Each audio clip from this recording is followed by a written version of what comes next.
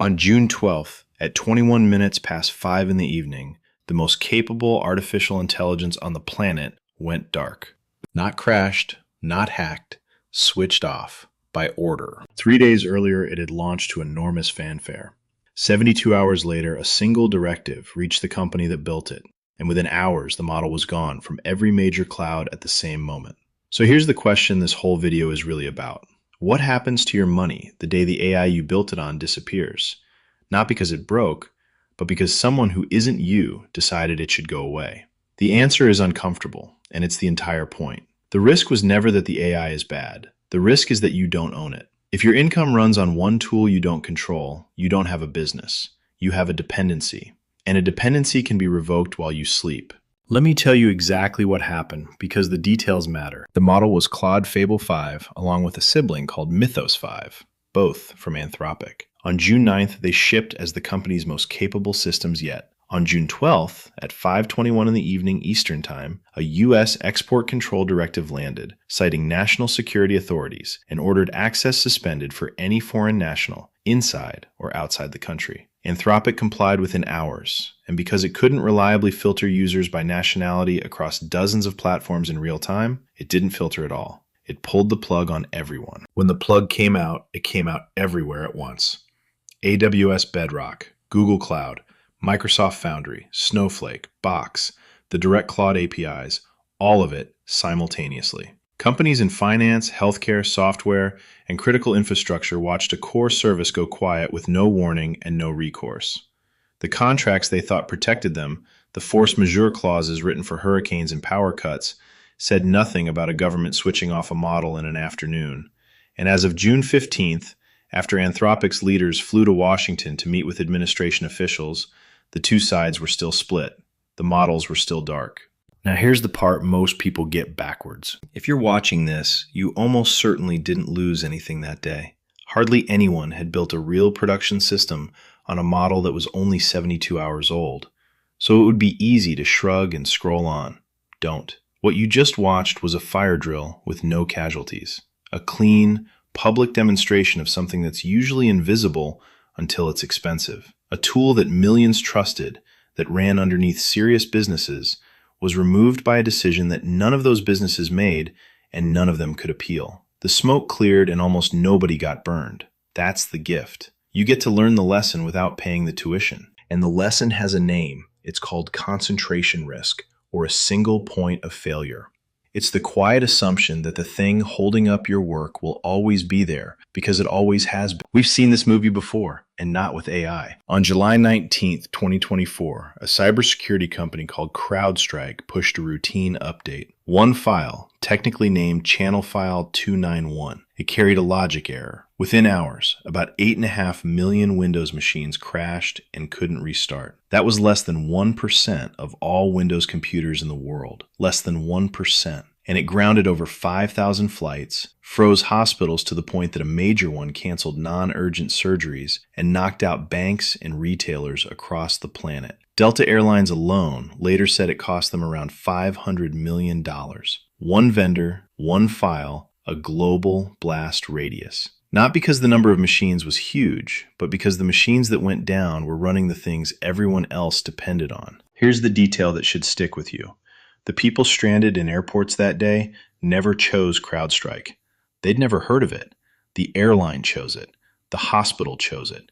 Your exposure wasn't your decision, and your fallback wasn't either. So here's a question I actually want you to answer in the comments, because it'll tell you more than the rest of this video. What's the one tool that if it vanished tomorrow morning would take your work down with it? Don't explain, just name it. The speed at which that name comes to you is the whole diagnosis. Because if a name jumped to mind instantly, you already know where your single point of failure lives. And this isn't only a 2024 story. Just a couple of weeks ago, on June 2nd of this year, the Claude API and the Claude Code command line tool went down globally. It was fixed within hours. But for those hours, engineering teams that had wired their daily pipeline to one provider sat and waited.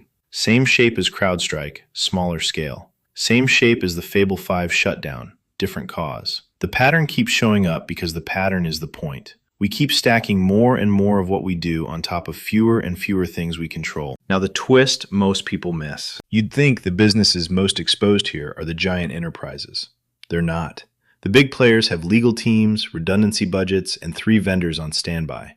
The most exposed person in this whole story is the one who feels the safest. The freelancer whose entire service is one model and one login. The 2-person agency that rebuilt its delivery around a single subscription. The solo creator running an income on one tool, one account, one company's terms of service. You feel nimble, you feel modern, but you might be the most concentrated operator of all.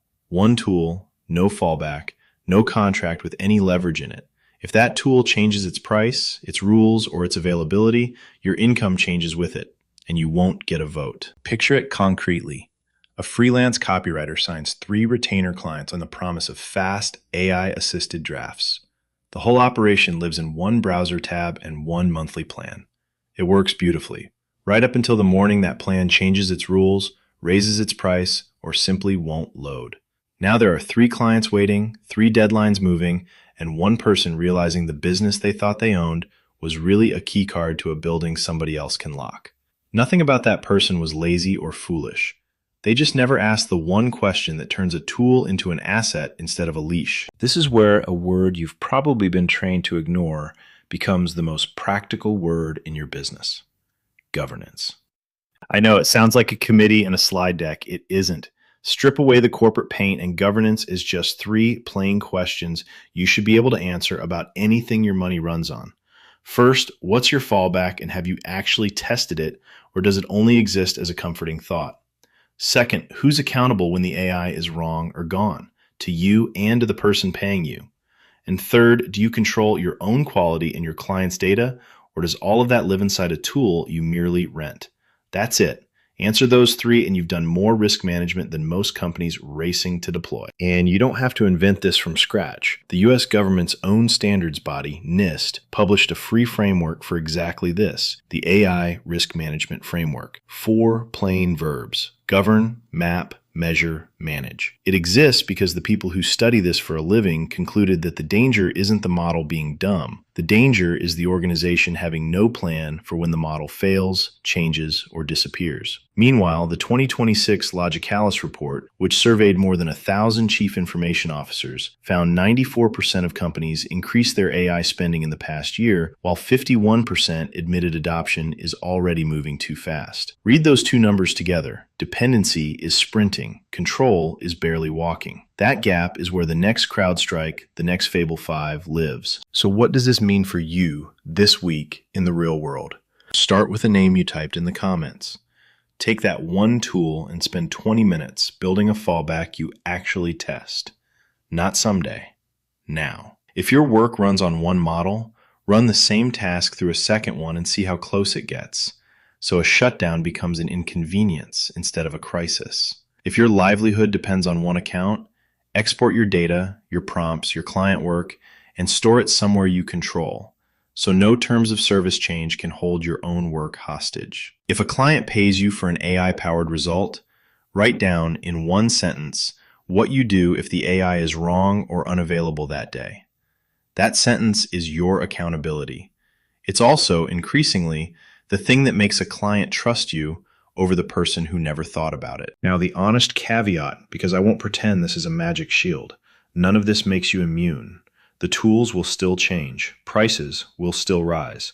Some morning, something you rely on will hiccup or go dark, and you'll feel it. Governance doesn't remove the risk. It just makes sure the risk can't end you. It turns a catastrophe into a bad afternoon. That's not a small thing. That's the entire difference between a business and a gamble. And that's really what June 12th was about. For one evening, the most powerful AI on Earth proved that the lights can go out on any tool, on someone else's schedule, for reasons you'll never get to argue. But the lights can't go out on judgment. They can't switch off the person who built the fallback, who knows why the work matters, who can stand in front of a client and say, "Here's what I do when the machine is gone." The tool was never the asset. You were. The shutdown just made it visible for one night. If this is landing, it's the exact thing Vance Sterling writes about. The Sentinel Leader is a plain playbook for governing AI that your business depends on. And the Irreplaceable Leader is about the judgment a shutdown can't touch. They're not get-rich books. They're about the controls, the accountability, and the fallback that keep your AI income and your reputation safe when the tool you rely on goes dark. The links are in the description if you want them. So before you go back to building on top of whatever you build on, do the one small thing. Find your single point of failure. Give it a fallback you've actually tested. Because the next time an AI gets switched off at 21 minutes past 5 in the evening, the only question that'll matter is whether you owned a business or just borrowed one.